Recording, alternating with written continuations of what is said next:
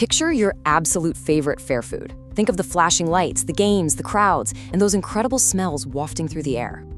Are you picturing a corn dog? Maybe a warm, salty pretzel? Well, for so many of us, the ultimate treat is cotton candy. I mean, think about that texture. It's incredibly soft, it's wispy, and it feels exactly like putting a sweet cloud right into your mouth. But as ubiquitous as this sugary cloud is today, its history is actually packed with some pretty incredible twists. Okay, let's dive into this because I want to pose a massive mystery to you right up front. Who do you think actually invented this purely sugary treat? Take a second. What kind of person spends their time trying to figure out how to spin hot sugar into fluffy, airy clouds? You might be picturing some master baker, right? Or maybe a carnival worker trying to attract a massive crowd. Well, the answer is actually a dentist. I know, it is the ultimate irony. The very same professional who tells you to avoid sugar to protect your teeth is literally the mastermind behind the most sugary confection on the planet. His name was William James Morrison, and his story is just absolutely incredible. So spun sugar wasn't always a cheap, affordable carnival treat. Back in the early 18th century, whipping sugar syrup into delicate strands was an entirely manual task.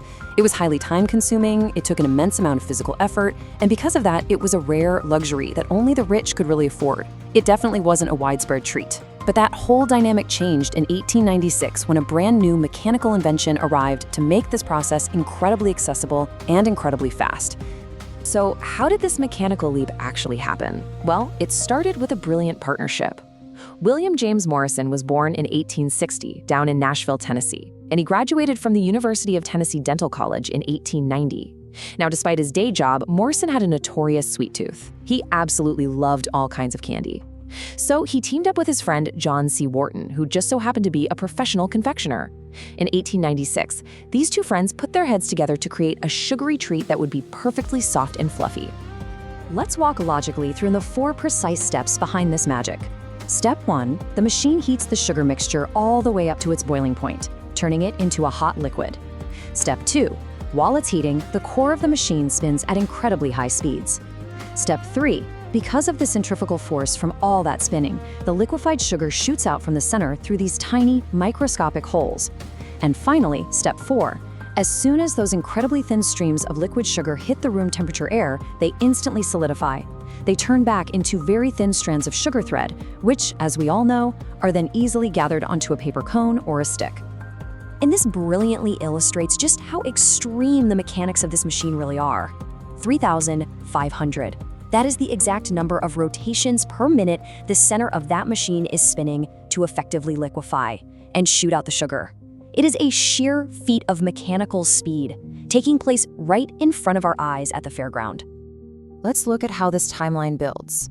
Morrison was born in 1860, became a full-fledged dentist by 1890, and conceived the big idea with Wharton in 1896. But you know, it took years of development before they were finally ready to show their creation to the world. And when they did, they didn't just pick any random local market. They chose the famous 1904 St. Louis Fair. Now, the 1904 St. Louis Fair was definitely not your average county fair. It was a massive 7-month-long event that showcased cutting-edge inventions from all over the globe. Getting a pavilion there was incredibly difficult, and the competition for people's attention was famously tough. But amidst all of this grand innovation, Morrison and Wharton set up a stand and sold their creation in small wooden boxes. And get this, they didn't even call it cotton candy. They originally named it Fairy Floss.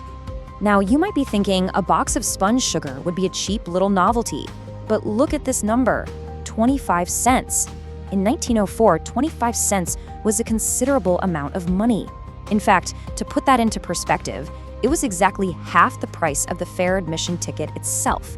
This made Fairy Floss a very, very premium item. But did that high price tag deter the fairgoers? Absolutely not. Despite the cost, Morrison and Wharton sold an absolutely staggering 68,000 small wooden boxes of Fairy Floss during that fair. It was a massive runaway success. But here's the catch. Despite the undeniable popularity of Fairy Floss, actually operating those early machines was kind of a nightmare. These original machines would shake violently, rattle loudly, and they broke down constantly. They were highly unreliable and just incredibly frustrating for the vendors, who were desperately trying to keep up with the overwhelming demand.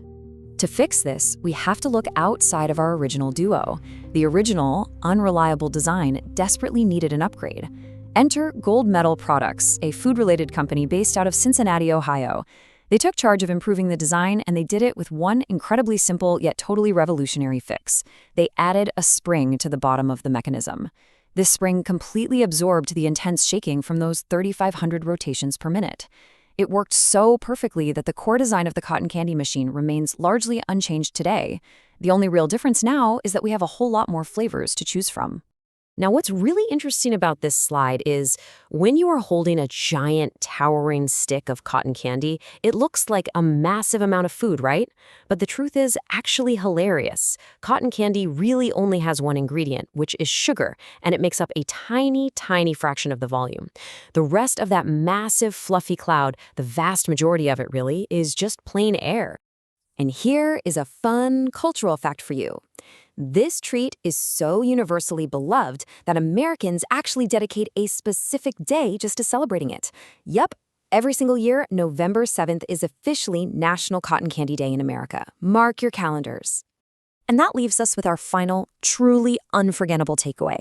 The next time you are at a carnival, a baseball game, or a fair, and you find yourself pulling apart that sweet, sticky, airy cloud, remember this quote. If anyone ever tells you that you're eating way too much cotton candy, you can confidently look them in the eye and tell them that you have a dentist to blame for it. It really makes you wonder, though, what other childhood treats and classic foods have wildly unexpected origin stories hiding just beneath the surface? Thank you so much for joining me to uncover the surprising origins of this incredible treat. Keep learning, keep exploring, and I'll catch you in the next explainer.